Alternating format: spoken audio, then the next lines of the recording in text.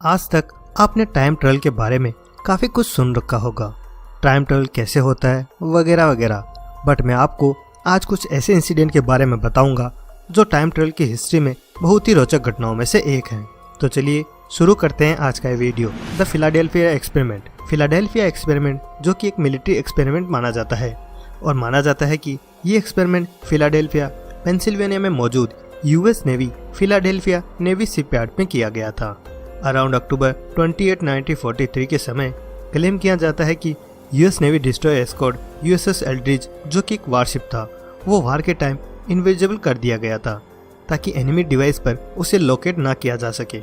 ये बात सुनने में भी अजीब लगती है कि ऐसा कैसे पॉसिबल हो सकता है। ये स्टोरी पहली बार 1955 में सुनने में आई थी, जब एक लेटर जिसे लिखने वाले के बारे में किसी को नहीं पता था। वो लेटर एक राइटर और एस्ट्रोनॉमर मॉरिस के जोसेफ के द्वारा भेजा गया था। बट लेटर के बारे में जितने लोगों को पता था उन सभी का बिलीव करना था कि उस लेटर में जो कुछ किसी ने लिखा था वो केवल एक हॉक्स था। बट द यूएस नेवी ने भी इस बात को मेंटेन करते हुए कहा कि कभी भी इस तरह का कोई भी एक्सपेरिमेंट यूएस नेवी के द्वारा कभी भी कंडक्ट नहीं किया गया था। और लेटर में मौजूद जो कुछ भी स्टोरी यूएसएस एल्ड्रिज के बारे में लिखी थी उन फैक्ट्स को भी यूएस नेवी ने कॉन्ट्राडिक्ट किया था। इस एक्सपेरिमेंट के अकॉर्डिंग ये एक ऐसा टेस्ट था जो यूनिफाइड फील्ड थ्योरी पर बेस्ड था, जिस टर्म को बनाने वाले थे एल्बर्ट आइंस्टाइन, जिसका यूज वो क्लास ऑफ पोटेंशियल थ्योरीज को डिस्क्राइब करने के लिए करते थे। इन थ्योरीज को कंसीडर करते हुए कुछ रिसर्चर का कहना था कि इससे लाइट को बेंड किया जा सकता है, और वो भी किसी तरह के ऑब्जेक्ट के अराउंड वाया रिफ्रैक्शन, ताकि वो ऑब्जेक्ट पूरी तरह से इनविजिबल बनाया जा सके। और ऐसा करने के लिए इलेक्ट्रिकल जनरेटर की हेल्प ली जाएगी ताकि लाइट को बेंड किया जा सके। इस एक्सपेरिमेंट को नेवी ने अपनी एनिमीज को हराने के लिए काफ़ी इम्पोर्टेंट समझा, इसलिए उन्होंने इस एक्सपेरिमेंट को स्पॉन्सर करने का डिसीजन लिया ताकि जल्द से जल्द ये एक्सपेरिमेंट रियलिटी बनाई जा सके। बट इस एक्सपेरिमेंट की एक और स्टोरी सुनने में आती है कि कुछ रिसर्चर मैग्नेटिक और ग्रेविटेशनल मेजरमेंट प्रिपेयर कर रहे थे ताकि वो सी फ्लोर पर मौजूद एनोमलीज को डिटेक्ट कर सके, जो कि अगेन आइंस्टाइन के अटेम्प्ट्स पर बेस्ड था, जिससे वो ग्रेविटी को समझना चाहते थे। इस स्टोरी में ऐसी बात है जो नाजी जर्मनी के बारे में बताई है कि कैसे वो एंटी ग्रेविटी फाइंड करना चाहते थे। बट ऐसा कोई भी प्रूफ नहीं है जो इन दोनों स्टोरीज में से किसी को एक कंफर्म कर सके। क्या होगा अगर ये बात सच हुई? कहा जाता है कि इस एक्सपेरिमेंट की टेस्टिंग 1943 में स्टार्ट की गई थी, जो कि एक एक्सटेंट तक सक्सेसफुल भी रहा। एक टेस्ट के अकॉर्डिंग एल्ड्रिज काफ़ी हद तक इनविजिबल हो गया था, और ऐसा होता विटनेसेस ने भी देखा था, और उनका कहना था कि उन्होंने एल्ड्रिज की जगह कुछ ग्रीनिश फोक को देखा था जो एल्ड्रिज की सेम जगह पर अपीयर हो रहा था। ऐसा होने के बाद क्रू मेंबर ने नौसिया होने की कंप्लेंट्स की, और जब वो शिप वापस अपीयर हुई तो कुछ सेलर शिप के मेटल स्ट्रक्चर में ही एम्बेडेड मिले, जिनमें से एक सेलर कहता था कि वो शिप के इनविजिबल होने से पहले एक फ्लोर ऊपर थे। बट जब वो शिप दोबारा अपीयर हुई तो वो अपनी पहले की पोजीशन से एक फ्लोर नीचे आ गए थे, और उनका हाथ शिप के स्टील होल में ही एम्बेडेड हो गया।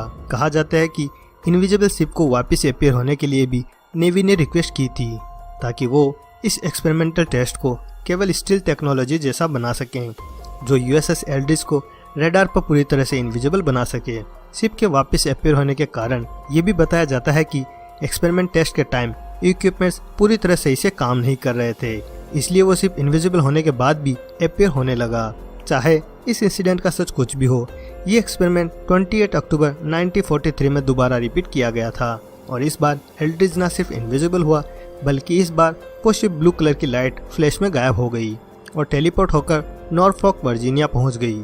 एल्ड्रिज पर किए गए एक्सपेरिमेंट ने इस शिप को एक तरह से दूसरी जगह पर कुछ ही सेकंड में टेलीपोर्ट कर दिया, जिसके बीच टोटल डिस्टेंस 200 माइल्स यानी कि 320 किलोमीटर था। क्लेम किया जाता है कि एल्ड्रिज उस जगह पर कुछ टाइम के लिए रहा, और कुछ टाइम के बाद एल्ड्रिज वहां से गायब होकर फिलाडेल्फिया में वापस अपीयर हो गया। इस वॉरशिप के इनविजिबल और रीअपीयर होने की कई स्टोरीज टाइम टू टाइम सुनने को आती है, जिसमें क्रू पर हुए इस एक्सपेरिमेंट के साइड इफेक्ट की बातें जरूर सुनने को मिलती है।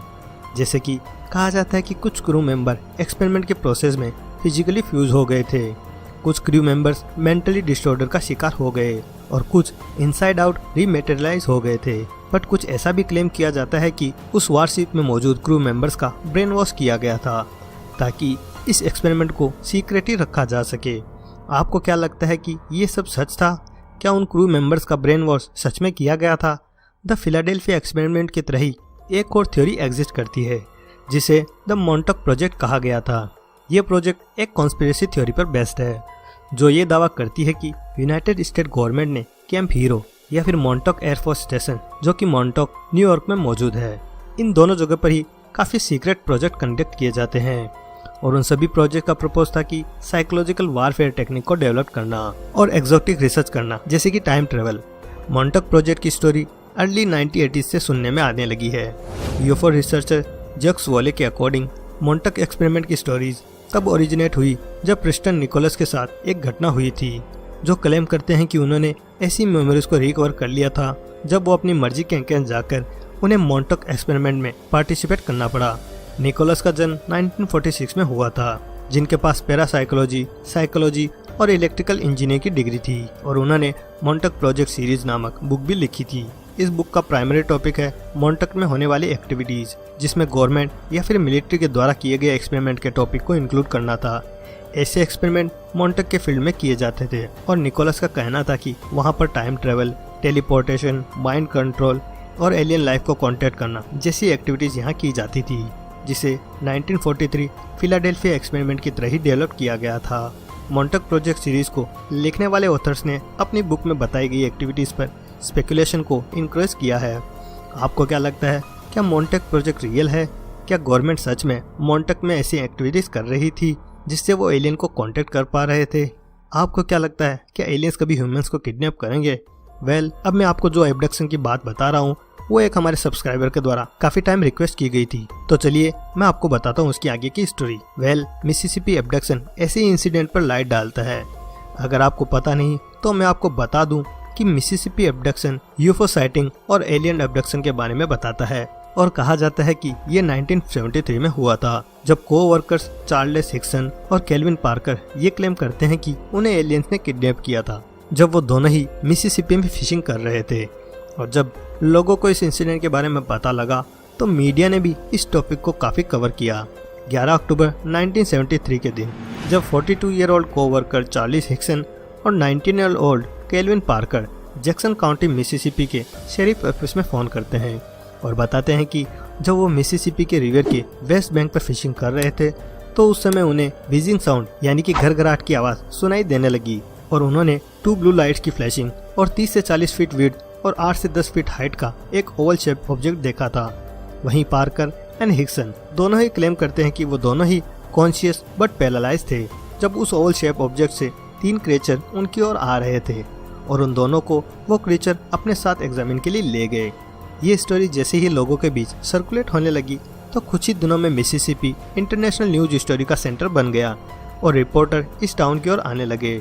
एरियल फिनोमेना रिसर्चर ऑर्गेनाइजेशन की यूफोलॉजिस्ट जेम्स हार्डर और जे एलन हाइक दोनों लोगों का इंटरव्यू करते हैं, जिस दौरान हार्डर उन दोनों को हिप्नोटाइज करने की कोशिश भी करते हैं और एंड में हार्डर ये कहते हैं कि हिक्सन और पार्कर ने सच में एक एक्स्ट्रा टेरेस्ट्रियल फिनोमेना को एक्सपेरिमेंट किया था। वहीं हाइक कहते हैं कि हिक्सन और पार्कर ने कुछ डराने वाला बहुत ही रियल एक्सपीरियंस किया था। बाद में हिक्सन कई टीवी शोज पर भी गए और अपने एक्सपीरियंस के बारे में भी बताया।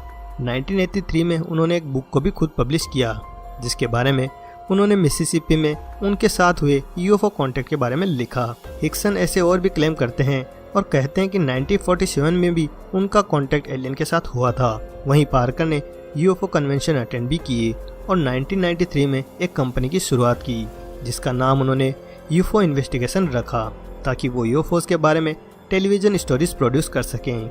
वहीं 9 सितंबर 2011 में 80 की उम्र में हार्ट अटैक के कारण चार्ल्स हिक्सन की डेथ हो गई। दोस्तों, आपको क्या लगता है, क्या चार्ल्स और केल्विन का कॉन्टेक्ट सच में एलियन के साथ हुआ था?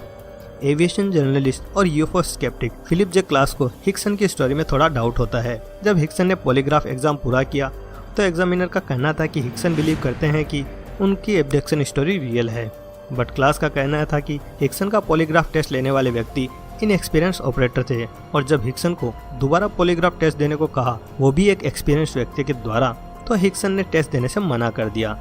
इसलिए क्लास कंक्लूड करते हैं कि मिसिसिपी एब्डक्शन स्टोरी एक हॉक्स है और शायद सच भी हो सकता है।